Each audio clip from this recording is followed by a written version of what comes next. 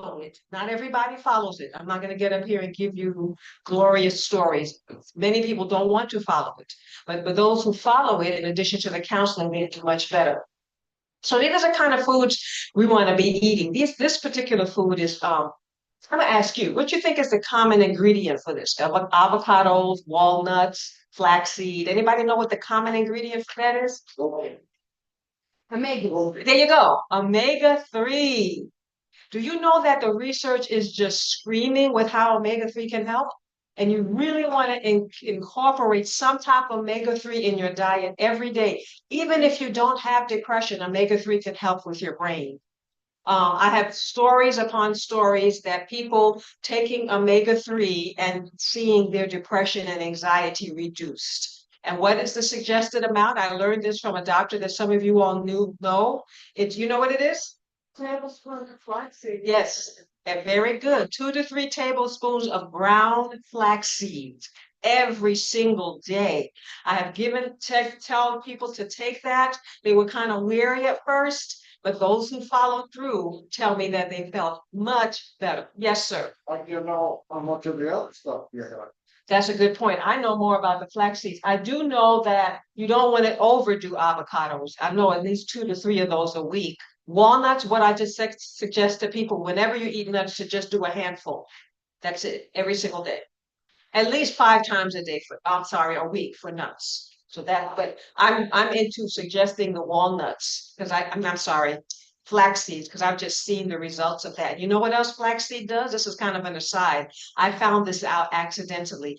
The patients or clients that I had that would take the flax seeds regularly started telling me my sugar cravings are going down. Mm.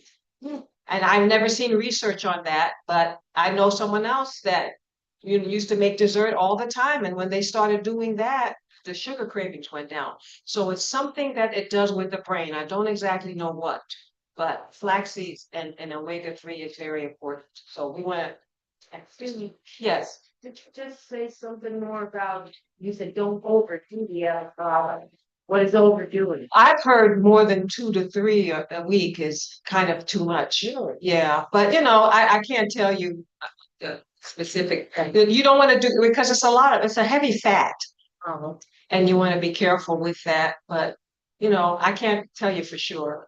Yeah, but I've heard that. And God knew what he was telling us because in the very beginning he said, behold, I have given you every herb bearing seed, which is upon the face of all the earth, and every tree in which is the fruit of a tree yielding seed, to you it shall be for meat. So these foods that we're talking about fits what God has given us. He knew more about our mental health than psychologists would ever know. And these are the foods he's given us to eat. Now we want to stay away from certain foods. What do you see up there that you want to try to stay away? Sugar. What else? Alcohol. And what's that? Oh, Well, you know what? The research out there can be very mixed with coffee because it's telling you it'll make you more alert. It keeps you more on your toes. And guess what? On a short-term basis, it does do that. Hmm. But in the long term, every client that I've had who has followed my instruction and stopped using caffeine, we measured their anxiety and their depression based on their report or even on forms, and it went down. So I say to them, what do you want? The short-term benefits or the long-term benefit of managing your anxiety and depression more? And most of them choose the long-term benefit. It's hard. Some people get caffeine rebound headaches. And my husband, who used to work at a lifestyle center as a health educator, a health coach, he found out a tip for people who are trying to stop coffee. Keep it in the fridge because you get the headaches. And when the headaches come, just take a tablespoon or two. Am I saying it right? And just take a tablespoon or two, and it'll eventually go away. You keep doing that, and then eventually the headaches will go away. You keep the coffee in the fridge. And you just go in there whenever you get the headache. If you're trying to get off of it, just take a tablespoon and just ingest it. Yes, yeah, that's what you want to do. Caffeine is really not is not good for mental health at all. I can tell you, people who have anxiety, they need to be all off of all caffeine. That includes chocolate. That includes, I know there's a lot of things out there about dark chocolate, and I believe those benefits occur. But I believe the plan God has for us has no side effects. So even though people are experiencing the benefits from dark chocolate, there's also the theobromine and the caffeine, and it's not good for the mind. So in the long run, I guess that could be debated. But that's what I found in the work that I do. You also want to stay away from these. You know, they found that eating these kind of fried, high sugar, high fat foods release almost the same amount of what is it, that heroin, when you take it, it releases something in the brain. Um, opiates, dopamine, thank you. These foods can release the same type of dopamine as when you take heroin, which makes it hard for people to get off of these foods. When people tell you they're having a hard time, believe them. It's not just their minds, it's their brains. So it's so important, if you're trying to be healthy and to take care of your mind, that you stay away from these foods as much as possible. You know, the American Heart Association has a list of things to do that not only takes care of the heart, but it takes care of the brain. So whatever they tell you to do to care for your heart will also help you care for the brain. These are some of the foods the American Heart Association tells you to stay off of. You can take care of your heart, you can take care of your brain.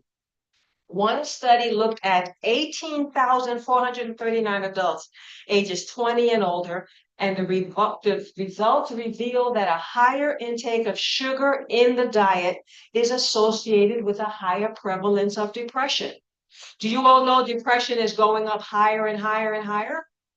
And there's a lot of reasons for that. Our forefathers and people in older times didn't deal with depression as much because some of these things we're talking about, they didn't do. So it's really increasing, and young people, it's really sad when I hear about the mental health amongst teenagers and young adults, and some of this has part to do with it. Now, this is something that some of you may not have known about, but it says the same woman who said a pure air, abstemiousness, sunlight, over 150 years ago, she said regularity in eating is very important for health of body and serenity of mind. Does anybody know what I mean when I say regularity in eating? What am I talking about? Yes. Time every day. Eating around the same time. Eat at 8. That's right. Eating around the same time every day. Has any of y'all ever heard that before? Yeah. Yeah. Oh, good. Good. The people that I work with when I'm counseling, I try to get them on a regular time. And it's not only for eating, but it's actually for sleeping too. Our bodies have a body clock. And if we disrupt that body clock, we're going to pay for it in a lot of different ways. So look at this. Monitoring regular rhythms of sleeping, waking, eating, and even exercise to develop a daily routine rhythm has been found to help increase the quality of life, reduce mood symptoms, and help prevent relapse for those with bipolar disorder. That is a disorder that is not easy to treat. But if you can get them on a regular routine, it is found to be as helpful as the medications. Am I saying they'll all get off of medications? Maybe not, but at least the manic episodes will greatly decrease if you can just get them to eat regularly at the same time and go to sleep and wake up around the same time. It really calms the mind, not only for bipolar disorder, but also look at this. Regular eating patterns is a fundamental part of recovering from what kind of disorders? You know, that's a big problem too. It helps individuals overcome irregular eating, which is the hallmark symptom from those suffering from this disorder. It provides structure. It reduces the desire to binge eat. It helps put on weight when needed, and it reduces preoccupation with food. I have a young lady I'm dealing with right now, very well educated, but that was the key to her getting over her eating disorder. And even now, I didn't treat her for the eating disorder. I'm treating her for something else.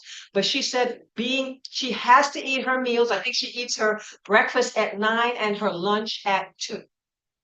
She does that every single day, and that's what helps her with the eating disorder, whether it's anorexia, where you're starving yourself, or bulimia, where you're binging. These are just simple techniques. And I have to be honest, I appreciate having a PhD, but I didn't learn anything of this when I was getting my PhD at Ohio State University. Had the third best counseling psychology in the nation program when I went. So it was a high class nation. I didn't learn any of this. I learned this as a result of the books that I've read, such as this lady I told you about, and just doing more workshops and other things that taught me some of these things to incorporate. In fact, I was in private practice a few years ago, over 10 years ago, and when I changed my way while in private practice, and people started coming in and then calling in and saying, I don't need to see Dr. Parks anymore. And the secretary said, you are losing a lot of money because people are not coming in as long. I says, well, I prefer that people are getting better than for them to continue to come and I make money. I felt more better with that, So it really does work, but not everybody wants to do it. That's the sad part. Not everybody wants to do it. What is that? Do you know what this is and what that is? A brain. And what's this right here? Digestive system, also known as a three-letter word. Starts with a G. Guts. These two things are directly related. In fact, they call the gut, you might have heard this, the what? Second brain. Second brain. Most of the serotonin, which things like Prozac and Paxil and Zoloft, all those things address serotonin. 90% of that is produced in your gut, not the brain. So it's important for us to get the gut working well. The gut can upset the brain, this person says, just as the brain can upset the gut. In fact, it has become clear that a lot of the dysfunction observed in your GI, gut, gastrointestinal disorders, actually involve changes in your central nervous system, which is your brain and your spinal cord. And on the flip side, the majority of patients with anxiety and depression will also have alterations in their GI function, their gut. So it's so important for you to take care of your gut if you want to have good mental health. In fact, the gut loves what kind of food? Fiber, an element of food, especially the insoluble fiber found in foods such as beans, dark green leafy vegetables, asparagus, whole seeds, fruit peels, broccoli stems. And interesting that it says fruit peels. A lot of people peel their apple, peel their pear, and throw it away because of the pesticides. You make the decision. Some people are really into organic. If you can afford it, it's good. I believe the benefits outweigh the risks for eating the peels on fruit. That's my thoughts. Yours might be different. I'm just sharing my thoughts. Fruit washes. That's right. Yeah, you can do some inside. Yeah, can. But yeah, I'm not going to get into that topic. But these are so good. Broccoli stems. Most of us cut the broccoli stems and throw it away, right? I used to do that. You don't? Most of you keep your broccoli stems? I started taking some of it and trying to eat some of it. Good, very good. That hard part, all you have to do is cut it off of the outside of the stem, and you can cook it. Very good for the gut. And then we have exercise. Well, I thought there was more I had on the gut, but anyway, try to take care of your gut. Exercise, everybody knows this. It improves mental health by reducing anxiety, reducing depression, reducing negative mood, and enhancing cognitive function. I had a woman that I was working with, and she did not want to change her diet. She says, nope, I'm not changing my diet. I said, will you at least exercise? She said, yes, I'll do that. If she missed one day of exercise, her depression would come on. I told her, if you change your diet, you can miss a day here and there. She says, nope, I'm just going to keep walking. And she just walked. But she walked at least an hour every single day. And it very much managed her exercise. So, her mental health, her depression. So exercise is really good. In fact, one of our oldest presidents says, walking is the best possible exercise. Habituate yourself to walk very far. He said this years ago. We need to be walking. There was a study that was done with depressed individuals and those who participated in an aerobic exercise plan. they improved as much as those treated with Zoloft. But you know, the thing is, in our society, we want things to happen quick and we don't want to put effort into it. So it's easier to just pop the pill and not walk. But walking is so important and it helps with so many things. I was sharing my testimony yesterday at church and I was sharing how walking really helped me when I lost my first husband suddenly. He died. And walking, I believe it helped me with my grief. It helped my brain. So walking is a wonderful thing. And then what is she drinking? Water. Do you realize how important water is? Water is very important. Some people don't like the taste. I tell them squeeze a little lemon in it. But water, I tell this story many places. I was working with a 16-year-old girl and I asked her, how much water do you drink? She said, I don't drink any water. All I drink is Gatorade. So I asked her to, if we could just for a week or two or so, I don't know if I put a time limit, switch your Gatorade to water. And she was living with her grandmother. Her grandmother was raising her, and her grandmother said to me, what are you doing with my granddaughter? This was only after 2 weeks. I said, I'm just telling her to increase her water. She says, I hardly see any depression symptoms anymore. So this young girl was mostly depressed because she wasn't drinking water. It's amazing how much she grabs her water bottle. You know, there's mixed stories on how much water you should drink.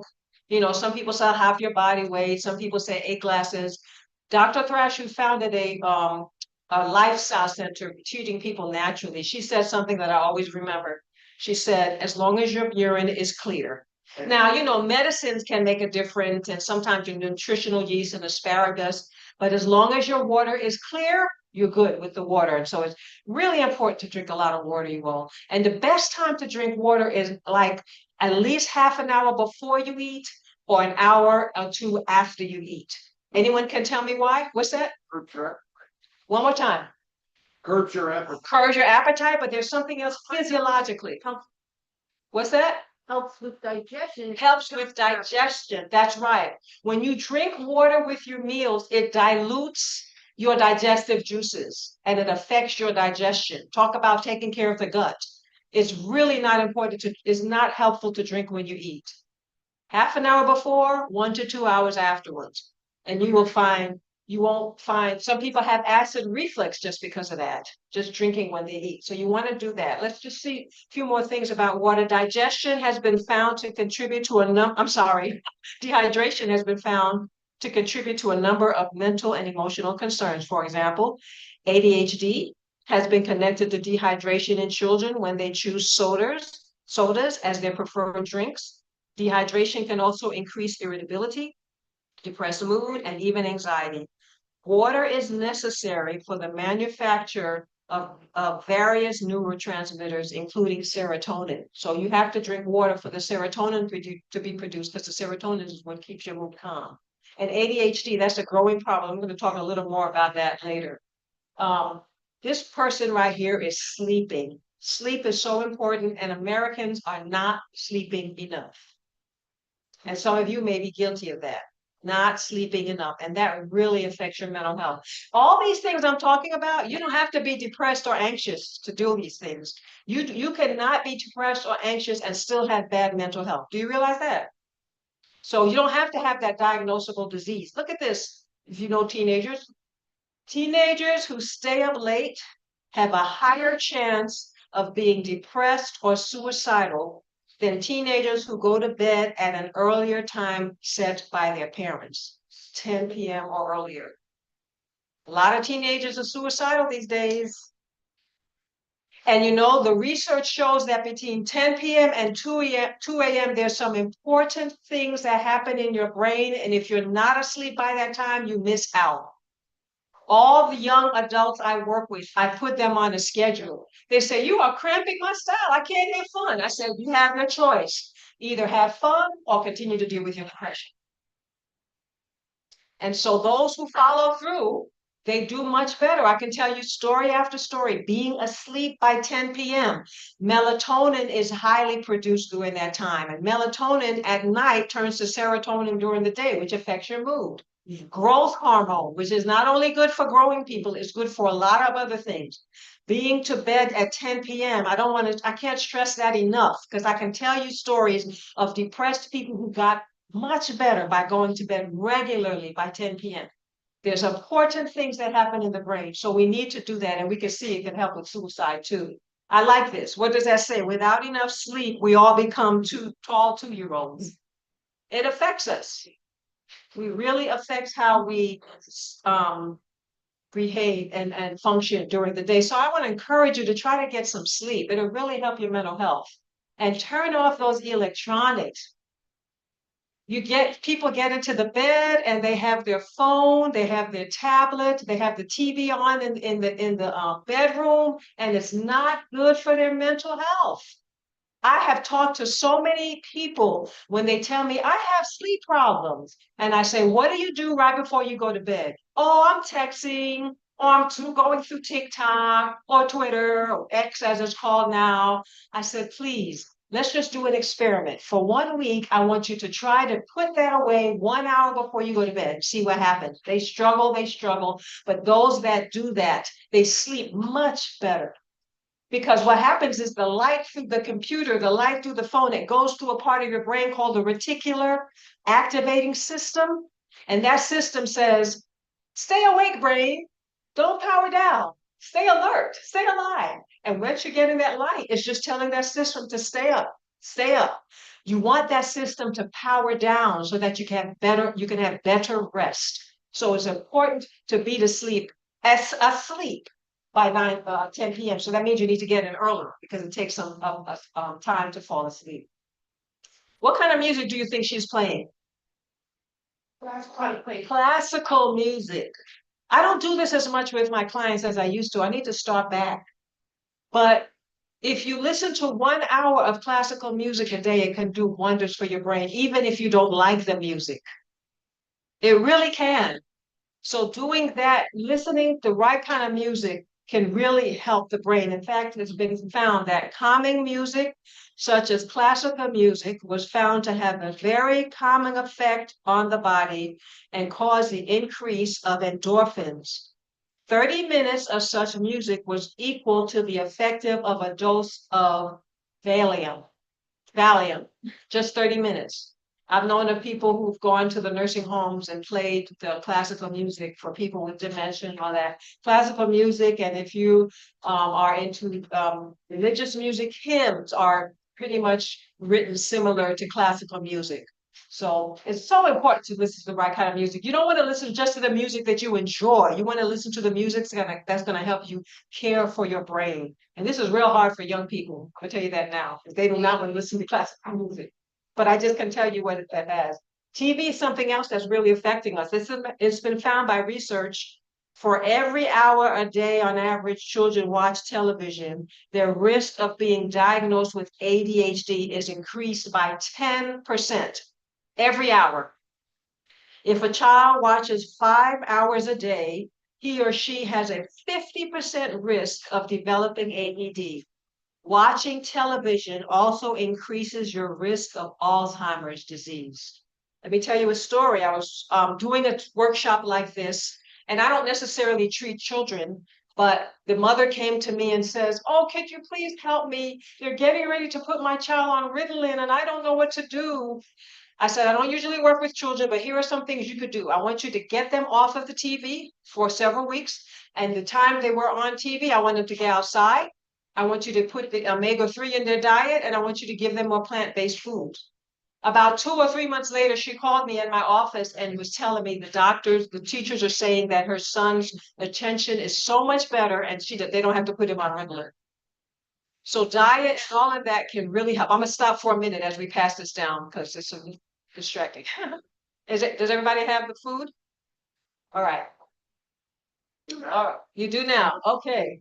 All right. A study looked at about 3,247 adults, and the findings revealed that those who watch TV for 3 hours more a day, they took longer to understand things, and they had a harder time getting focused and getting things done by the time they hit middle age.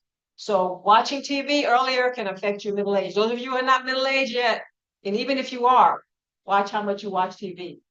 Children with ADHD who schedule regular time for outdoor activities such as walking in the park or hiking, they exhibit less of the symptoms associated with ADHD. You all know ADHD is real common now, right?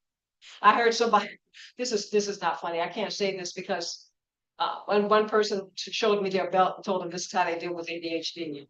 You know, but you have to be careful, you know. But some children are really, it's not just discipline problems. Their brains are not functioning well, and they need to do different things with their lifestyle to help them to do better with ADHD.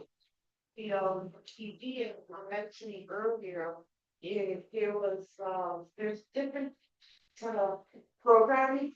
And like, there's one like graphic scene, and that's the one that really, the brain just constantly, and that's why their attention span is so, and, or their like hyperactivity. Right, So, right.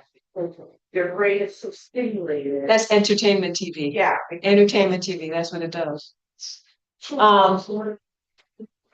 Exposure to nature has been linked to a host of benefits, including improved attention, lower stress, better mood, and reduced risk of psychiatric disorders, and improvement in empathy and cooperation. How many of y'all get out into nature regularly? Be honest. 1, 2, 3, 4, 5. I want to encourage you to get out into nature more. There's something called forest bathing. Have you ever heard of that? Japanese people are really into it. Sometimes they get their executives to go out into the forest and they actually bathe themselves with nature. Nature can really help. In fact, I might have here, this was basically students were asked to engage in a dull attention draining task in which they pressed a computer key when certain numbers flashed on the screen. And the students who looked at a flowering green roof for 40 seconds midway through the task made significantly fewer mistakes than students who paused for 40 seconds to gaze at a concrete rooftop. So just gazing at nature, in fact, there's a lot of research on something called awe. And in nature, it has a lot of awe experiences in it. And a study was done where people looked at a concrete roof or looked at something in nature, and the Confederate part of the experiment came and dropped their books. The ones who were looking at nature for a few minutes were more likely to help them pick up their books than those looking at the concrete building. So nature can increase a lot of more positive characteristics in our minds. Children who live in neighborhoods with more green space, they had a reduced risk of many psychiatric disorders later in life, including depression, schizophrenia, eating disorders, substance use disorders. And those with the lowest level of green space exposure during childhood, they had a 55% higher risk of developing some of these things. I feel really bad for kids who live in the city, because city living can have produced some of these psychiatric disorders. So getting out into nature is really important. Now, we've talked about all the things about caring for the body and that how it affects the mind. Now let's talk about thoughts.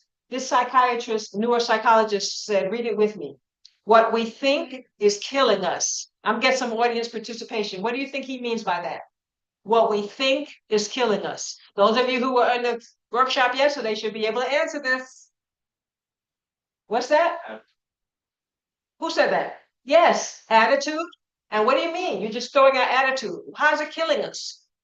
Our thoughts have an effect on our physical being. That's right. Our thoughts have an effect on our physical being. Stress management has a lot to do with managing how we think. It's not the stressor that affects us. It's how we think about the stressor. If I'm in a traffic jam and I start to get worked up because the traffic is so busy and I can't get to where I want, that's going to produce more of the stress than the actual traffic jam. So what we think is killing us. Every time you have an angry thought, an unkind thought, a sad thought, your brain releases chemicals that make your body feel bad. Every time you have that kind of thought. And it activates your deep limbic system. Does anyone know what the limbic system in the brain is for? Emotions. It helps with the regulation of anxiety, of anger. And when you have these thoughts, it actually releases those chemicals from that part of the brain. So just thinking things, you may have a smile on your face, but we don't know what's going on in that brain. And you could be releasing a lot of these chemicals because of what you're telling yourself. So we are told the thoughts must be trained. Every day, the thoughts should be trained and kept to the point as the compass to the pole.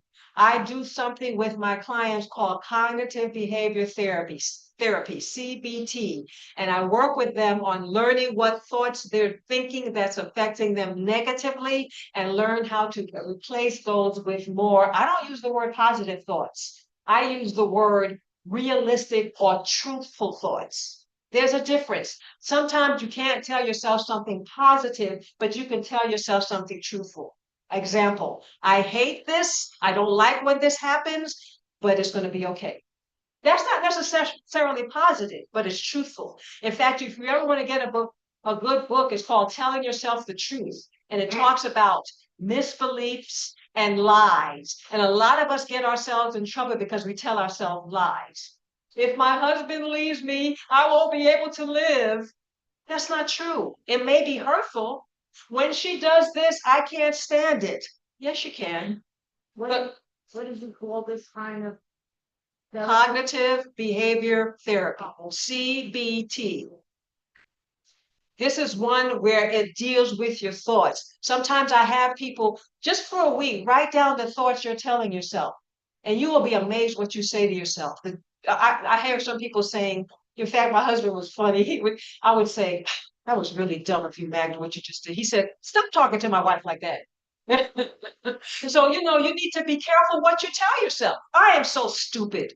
I can't do anything. Watch what you tell yourself. Watch what you tell children. These thoughts are going to be ingrained. So thoughts must be trained. Forgiveness is also important when you think about caring for your mind. Some of us are walking around with a lot of resentment, a lot of bitterness, and it's affecting our mental health. I worked with a woman who was molested by several people, sad to say. And she came to me and I worked with her on forgiveness. It didn't happen overnight, but she started working on asking God to help her to forgive these people. And she called me, it was like 15 years later. She just happened to find my number. And she says, I'm still doing well because you helped me to learn how to forgive all of these people who did such bad things to me. Forgiveness is so important for caring for our minds. And psychologists are now doing forgiveness therapy when people come in and start to share all the terrible things they've been through. Now, well, I'm not saying it will happen overnight. No, it takes time. But if you make the intentional decision in your mind, I'm going to work on starting to forgive this person, that will do a lot for you in caring for your mind. It really will. The research shows that when you forgive, it reduces anxiety, it reduces depression and other psychiatric disorders, it reduces stress, and it lowers mortality. I was working with a woman who was really hating her mother. She lived in Ireland, so I could say that much. And she started working on forgiveness. And at the end, she was like a different woman. Because when she came in, no, she didn't come in. We were talking by phone online. She was very angry. But as she worked on forgiving her mother, it took her several months. She was like a different person. So it's so important to forgive. It really is. In fact, look at this, that it's been found in 3 separate studies, including one with Catholics and Protestants from Northern Ireland. There they fight a lot, the Catholics and the Protestants. Their family members were murdered in the political violence. It was found that people who are taught how to forgive become less angry, they feel less hurt, they are more optimistic, and they become more forgiving in a variety of situations and become more compassionate and self-confident. So forgiveness is so important. We could go on and on about that. Another thing that we need to deal with in taking care of our brains is guilt. Any people dealing with guilt? Yes. Yeah, we all do, but some of it causes problems. You're right. Unresolved guilt. When you don't resolve your guilt, it can increase your anxiety and depression.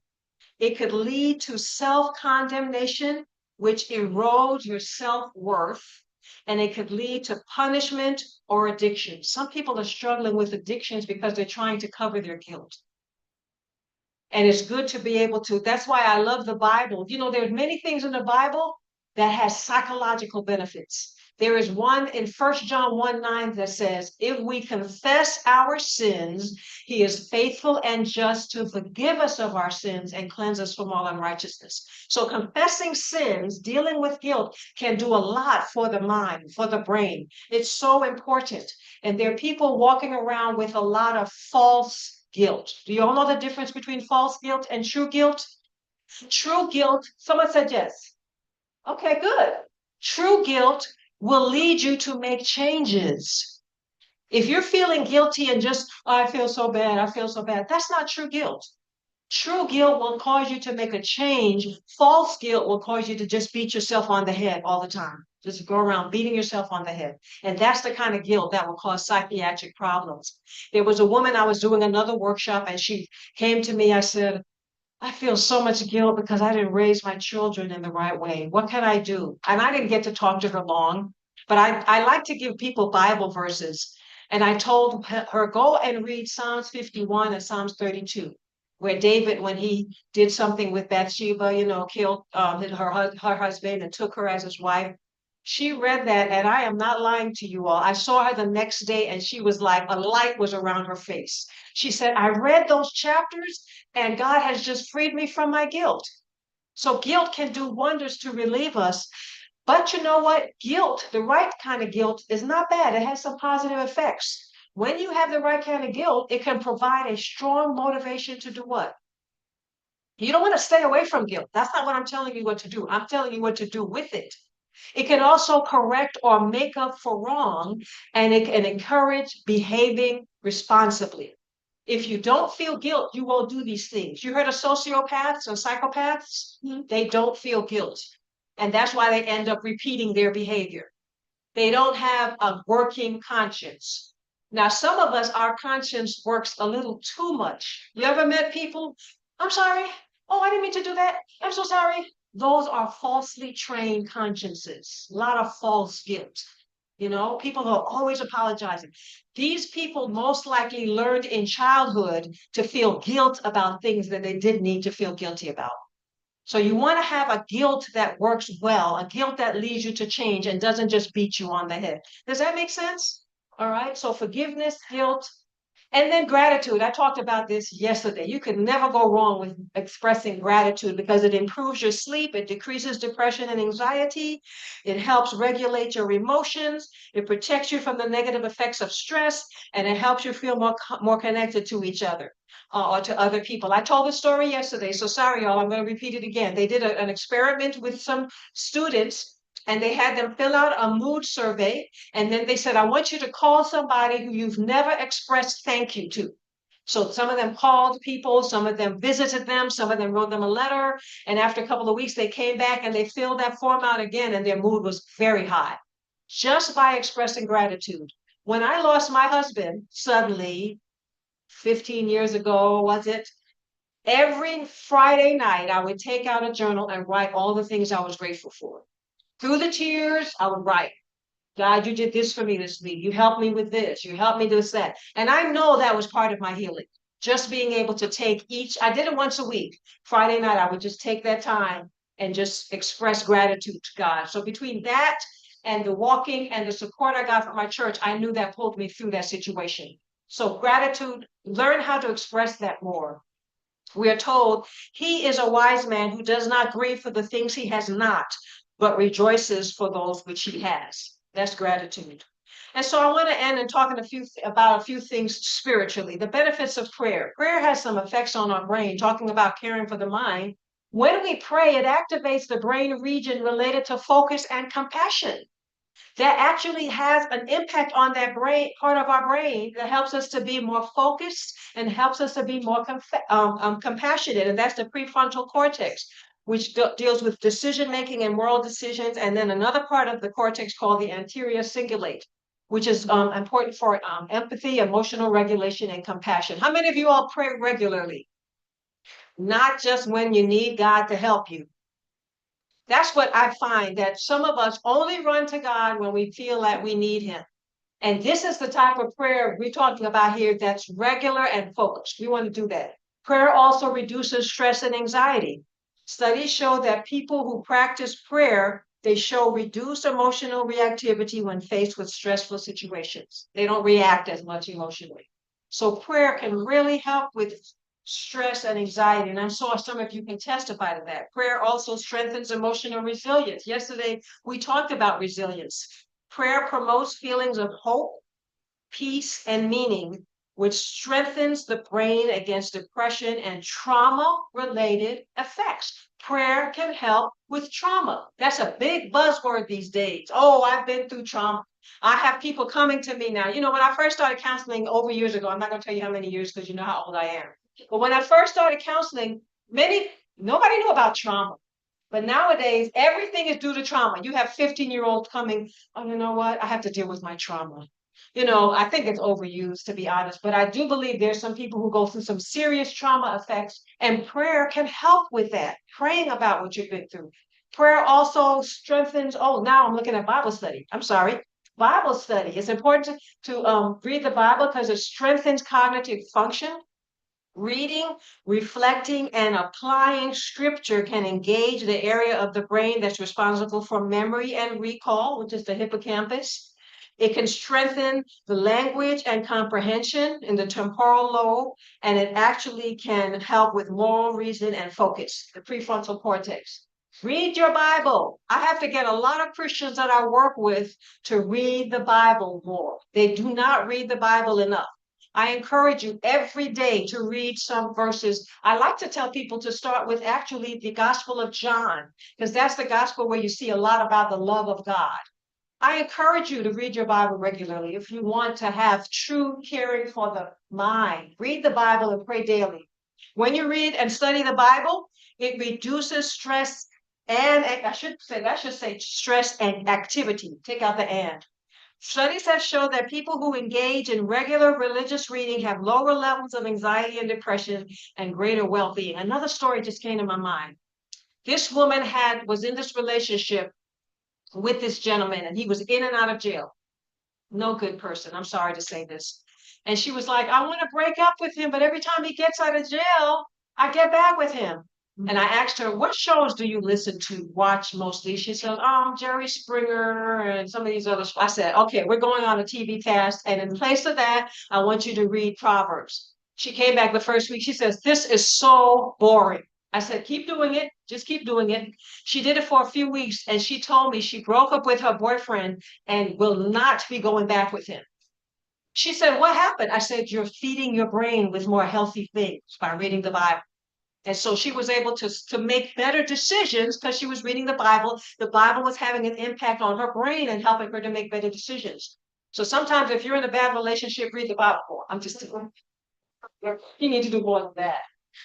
Promote emotional regulation and inner peace, reading the Bible. Bible study helps reframe negative thought patterns with truth, hope, and God's promises. And I think that happened to this woman. It reframed her thinking, where she was able to think more truthfully, and she was able to break that relationship. So we want to pray more. We want to read the Bible more, and these are things that will help you care for the brain. Now, this is interesting. We're still talking about religious things. The results of one study found that when people are spiritual but not religious, the risk of depression increases. But for those who are spiritual and religious, there was no increased depression risk. I meet a lot of people who say to me, I say, what do you do for yourself spiritually? I'm spiritual, but I'm not religious. You heard that? Yeah, no. And because they don't see the benefits of following structure, of going to church regularly, of confessing to God or believing there's a God, and some of them may have had bad experiences. I get it. But when it comes to depression, you need both. You need the spiritual piece where you're connected to God, and you need the religious piece where you're regularly doing religious activities. That's what the studies are showing. Also, how we look at God can affect our mental health. The more God is seen as judgmental and negative, the more mental health symptoms are reported. In contrast, people who represent their relationship with God as being loving and satisfying, they pray more and they report fewer mental health symptoms. So we have to get a good picture of God. A lot of people become atheists because they don't have a good picture of God. So not only are you to be religious, but you should have a positive picture of God, and you get that by reading His Word. Researchers also tell us that individuals who believe in a benevolent God, what does benevolent mean? Kind, giving. A benevolent, kind God tend to worry less and be more tolerant of life's uncertainties than those who believe in an indifferent or punishing God. If we believe God doesn't care, that God's going to zap us as soon as we do something wrong, that's going to affect our mental health. So developing a positive relationship, and we need to model that for our youth because they're not seeing that a lot. They're seeing us present a not good picture of God. And more people are turning away from religion. I won't get into that, but Christianity in America is not showing a good face. We're saying we want to get back to God, but it's not showing a good face. I'll just leave it at that. So these are some things that we're going to talk about that we've already talked about, and I'm just going to go over with you to have a good mind, healthy mind. Have a healthy diet, exercise, be regular in your activities, get good sleep, drink water, reduce TV watching, change your thinking, learn to forgive, address your guilt, be grateful, develop a prayer life, read the Bible. And I promise you, if you do these things regularly, you will be caring for your mind. How many of y'all are going to make a commitment to start caring for your mind better?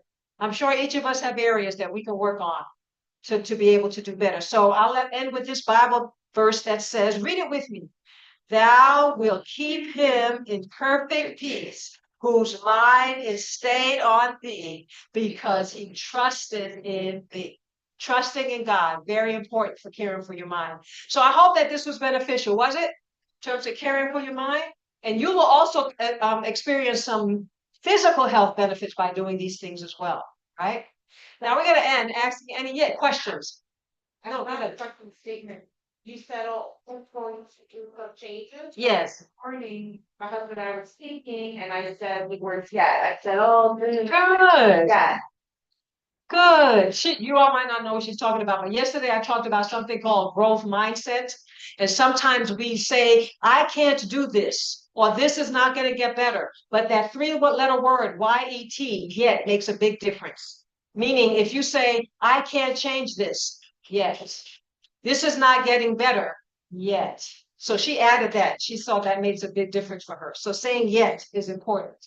Now I'm going to open for questions that you may have. Any questions you have about anything that you want to ask questions about? Yes. You mentioned that you sometimes recommend the herbs. Yes. Yes. Mention a few. Yes. 2 herbs that I recommend for depression is St. John's wort and Sam E. Sam E, you have to be careful to make sure the person is not suffering from manic depression because it can make it worse. Sam-E. They found with clinical studies that works as well as all the antidepressants. Sam-E. Make sure you check with your pharmacist to make sure if you're on any other medications that doesn't interact with it. But I had a young man. I mean, every time I think about this, it just makes me feel so warm. I was telling my husband about it.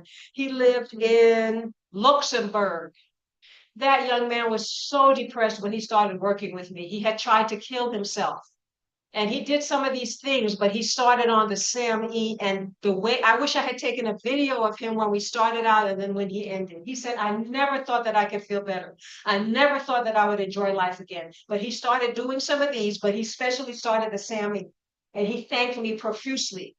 SAM-E is very good for helping with depression. So St. John's wort for milder depression and more moderate depression, you want to use SAM-E. Just follow what's on the bottle and it'll be helpful. For anxiety, I learned that lemon balm can be helpful. Lemon balm, you could get it in an extract. Very good for anxiety. Lavender is also helpful for anxiety as well. So those are 2 of the things that I do for depression and for anxiety. Okay, you're welcome. Any other questions? Yes, sir. Freud? Yes. Interesting. I can't hear. I'm sorry. Let's just. A lot of folks say that, it's Theories? antiquated and not really, yet they still teach this. Oh, yeah.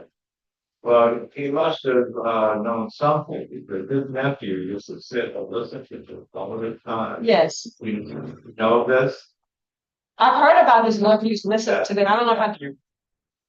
I don't think, probably the best advertising person Really? go to the world. Okay. The King and Queen of England back in the late 20s, understood that public hate was tired of the monarchy, realized that people was their own people from England hated it. Not a majority, but most Hated who? people hated the monarch. Got it. Okay. So they went to Freud's nephew. Yes. Remember his name, because we know the famous and advertised, get him to call. And they went from him and asked him, what can we do to change the public persona, the way the public views us? And he said, well, let me go away and think about it for a while. And I don't know if he consulted his uncle Freud, but he came back about a month later. He said, this is what we're going to do. It's going to have you hobnob with celebrities, Americans and English people, the world celebrity. And if you're seen with them, it's going to change public perception about who you are and what you are. And sure enough, it worked. And you still see this today. Right? They're, you know, monarchy, Prince William, they're in the public eye, Right. and they're always hobnobbing with celebrities. So wasn't that day. Yeah. But the way he became famous was he used Dr. Freud's techniques about sex. And he was the very first one to use sex in advertising. So long ago, when he took a billboard with scantily clad women and standing next to cars and things like that, it actually created a more bias power company. Yeah. And that's why he was so sought. Yeah. Well, that's a good example of how it can get people to be persuaded. I don't necessarily think that that's a good thing.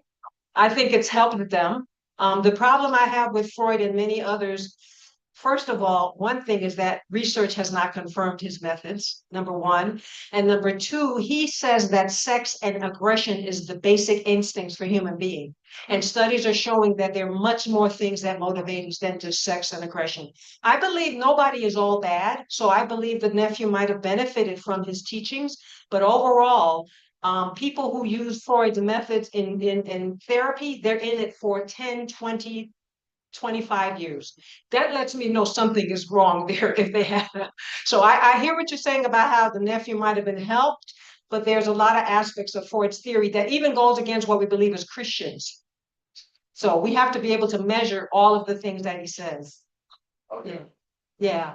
Yes. Freud is good, but you gotta also mention all the other guys that know it, like Jean Piaget, and all the different levels of development came with different doctors, all Carl Rogers and all them cats. Freud, I believe, did give us an example of a behavior which I believe Carl Rogers calls it stigma or schemas, excuse me.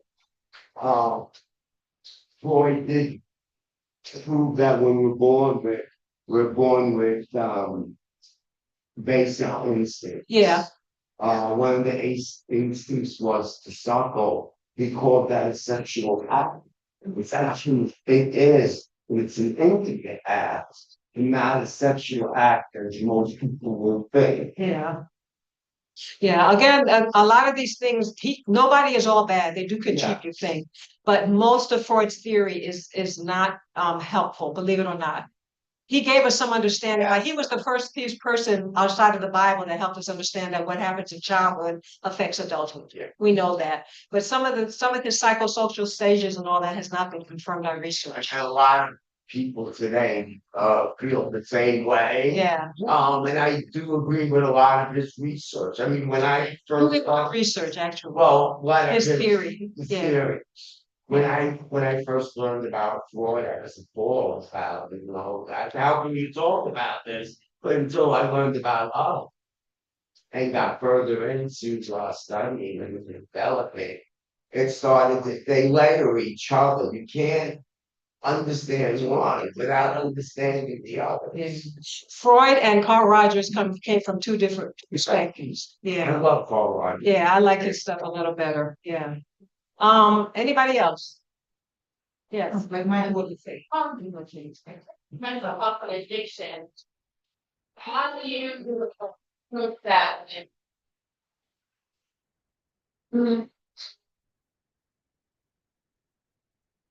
Yes, well, you approach it by trying to find out what their thinking is that's addressing the addiction. You know, you have to dig into what is it that they're telling themselves.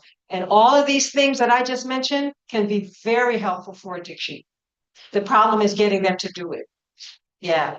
But I don't do a lot of work myself with addiction, but I have kind of people who've had addictions when they apply these things, even though that's not what we're directly addressing, we found that some of the addiction behaviors went away. So all these things I mentioned, even some of this and treating depression can help with addictions. It's just getting people to follow it.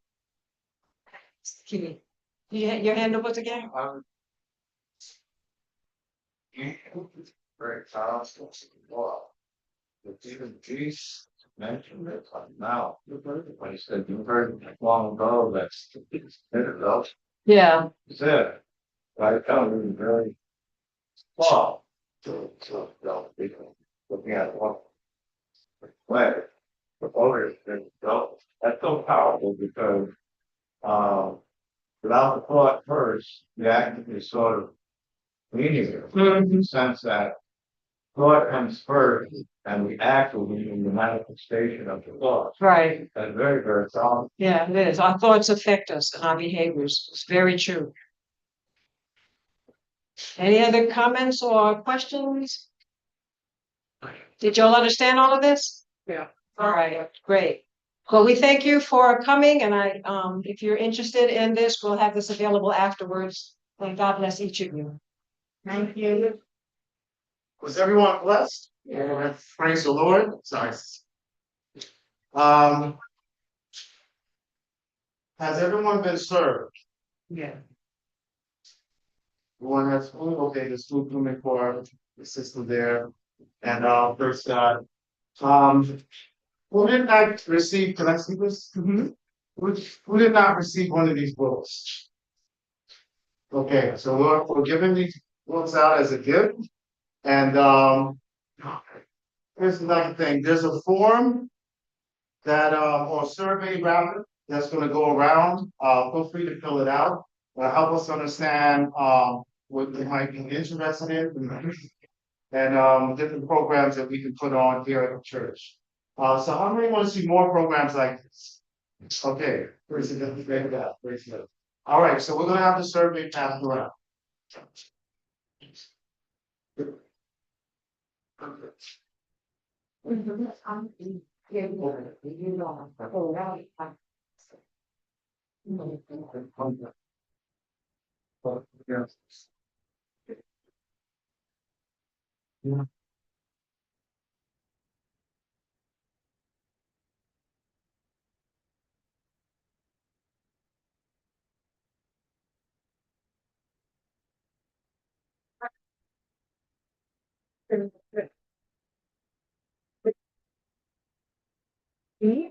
Yeah, right? That's beautiful. You live in second Walker. I live on. Well, I sort of have this place, but I used to walk to that's the breath.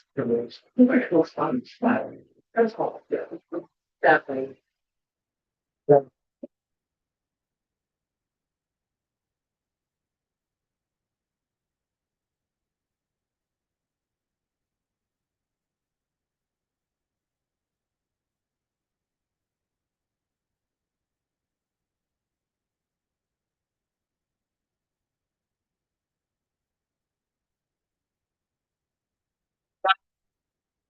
Hey, you had this doctor in? It was really good. Yeah. Thank you. I just don't test a lot. Yeah, it's on the way. Oh my God. That I really My car is a citizen. Yeah, Thank you. amen.